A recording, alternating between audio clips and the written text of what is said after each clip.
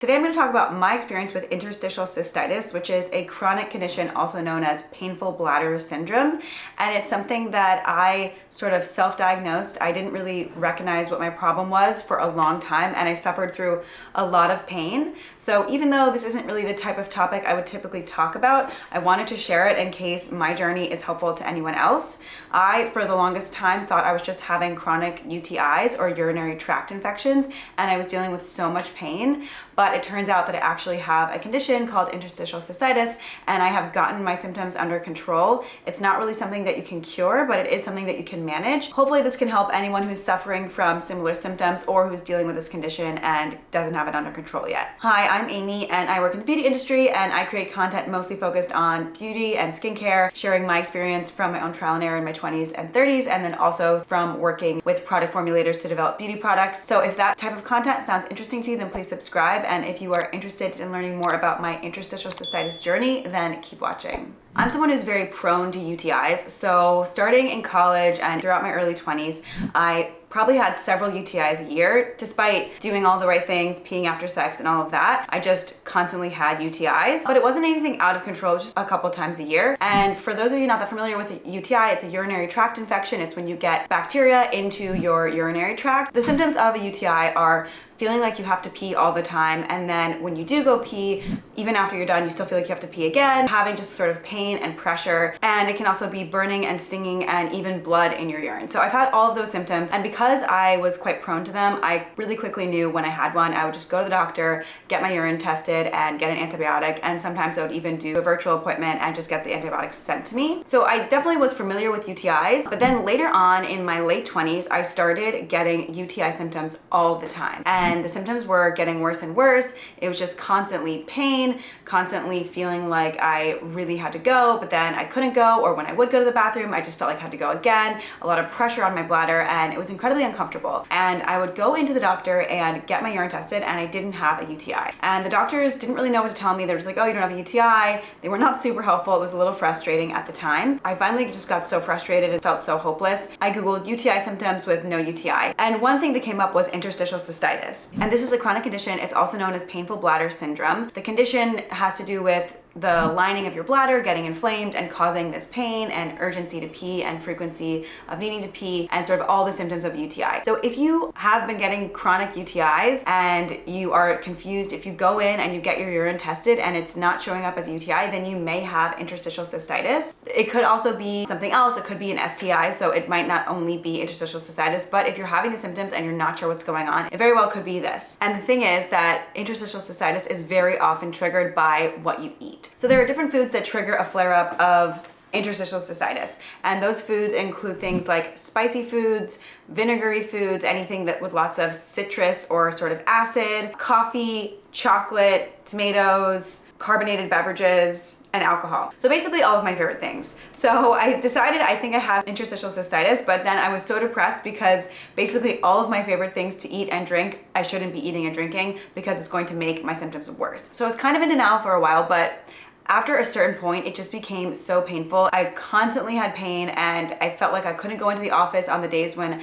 I had a flare-up because I just had to be in the bathroom 24/7 just because I felt like I had to pee all the time, and I only felt comfortable when I was sitting on the toilet and I knew I could pee. And it's just incredibly painful, and I just had no relief. So I decided, okay, I have to do something. Typically what you would want to do is eliminate all of those things, see if your symptoms go away, and then add each one back in slowly and hope that it's not going to cause a problem. And if it doesn't, then you can keep that in your diet. But I couldn't face the fact of getting rid of all of those things at once. So my husband was like, okay, let's not be so drastic. You don't need to cut out everything. Let's try cutting out one thing, and then you can sort of eliminate things as you go. I looked at my diet, and I actually was drinking an obscene amount of caffeine, and not even because I needed it to stay awake, but just because I love tea and I drink tea 24/7, and I would also have a coffee or two throughout the day, depending on the day, but I would constantly be drinking tea. I think I just love a warm drink, or in the summer, an iced tea, super refreshing. I decided I was gonna cut out caffeine first because that was in my diet most heavily, and I just went cold turkey. Instead, I replaced it with peppermint tea, which I loved already and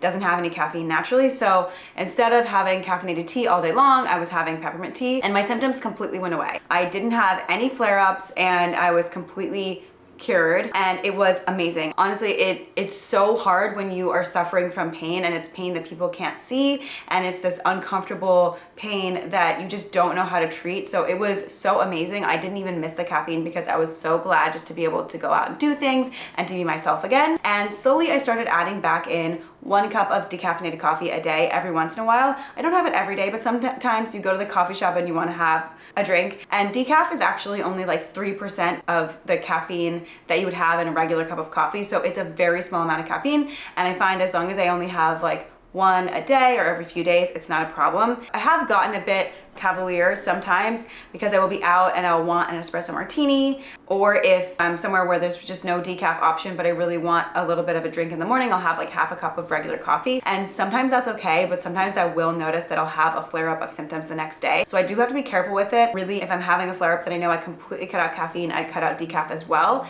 And I also notice that sometimes I will get a flare-up if I had caffeine and then I drink a lot of alcohol. So I think it's just important to manage the symptoms as best as you can and to have the foods that you feel like you really need. But if you're suffering from terrible pain, then it's worth it to cut out certain things because it will just be so much more comfortable and so much better. So for me, cutting out those products from my diet really helped. I'll mention a few other products that I explored during my journey. The first is AZO, and this is for urinary tract pain relief. And I originally had these for when I used to get UTIs.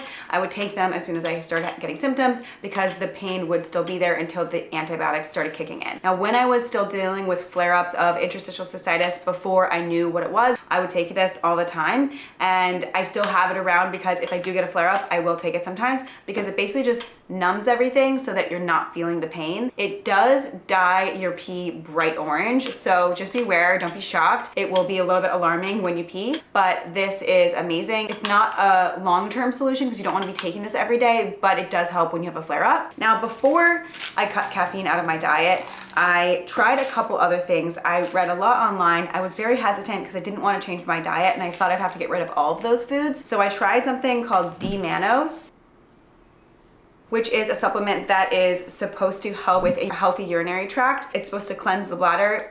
I started taking these every day. I didn't really notice any difference, but this was something that I tried that a lot of people said worked for them, so it might work for you. And then the other thing is called Prelief.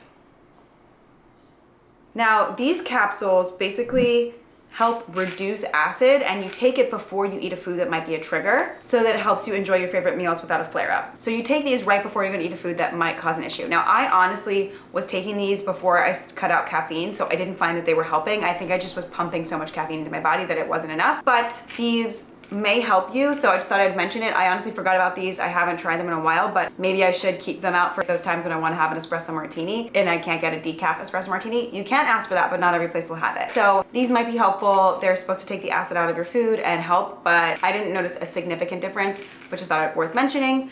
And then the other thing that I just do that I've done since I started first getting urinary tract infections was just to drink so much water, because especially if you get a UTI or if you're having symptoms of interstitial cystitis, it really can be so painful to feel like you have to pee and you can't pee. So I just constantly chug water every day, whether I'm having a flare-up or not, just because I feel like I need to flush everything out constantly. And I think that's just in my head, but that is just something that I do. And it is kind of annoying because I very often do have to pee, but that's one thing that I do. So I hope this was helpful, a little bit random, but just wanted to help anyone in case they're suffering.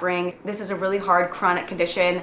It was super frustrating. I spent so many nights crying and bawling and didn't know how to make it better. So I figured just sharing what has worked for me might help some of you. So if you enjoyed this video, please give it a like. And if you'd like to see more content from me, then please subscribe to my channel and I'll be back with another video next Sunday.